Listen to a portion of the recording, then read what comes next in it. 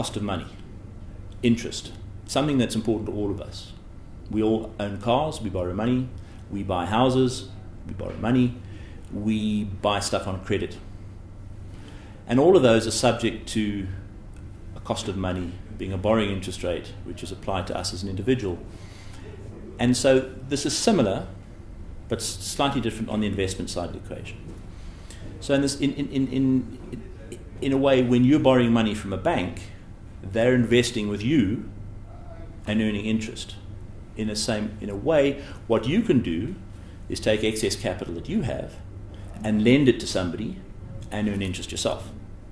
So the simplest way to do that, of course, is just to deposit your money at a bank, as we all know, the opposite of you borrowing from a bank. Currently in the marketplace, those interest rates are particularly low, so you're getting little return on that. And if you look around the world, you're virtually getting zero return with what's happened in the global financial system over the last few years. So an alternative way to find more yield is you have to take more risk. So our banking system is particularly strong. You put your money on an overnight basis, you can get the money back tomorrow.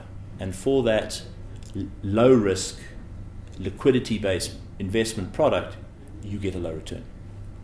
So in order to find a higher return, as we all know, or should know, that you have to take more risk. And in the interest rate game, so to speak, there are two ways you can take risk. You can lend money for a longer period of time, or you can lend it to somebody who's more risky. So one person you can lend money to is the government by buying government bonds. And you can buy government bonds that range in the length of time from anything from 1 year through to 30 years.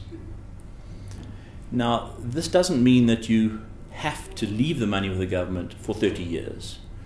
What it means is that you're getting a price for 30 years worth of risk compared to getting a yield related to maybe 2 to 3 years worth of risk.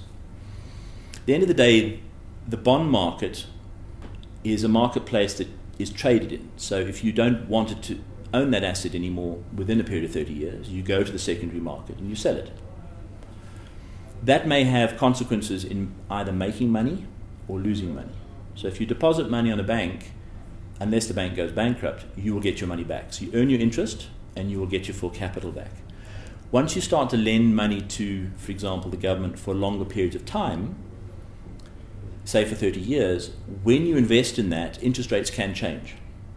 And the relationship in the interest rate market is that when interest rates go up, the value of your asset drops. And the reason for that is when the value of an interest rate instrument is thinking about what all those future cash flows are worth today. And so when interest rates go up, you're discounting those back at a higher interest rate, and therefore the value of what it is today goes down.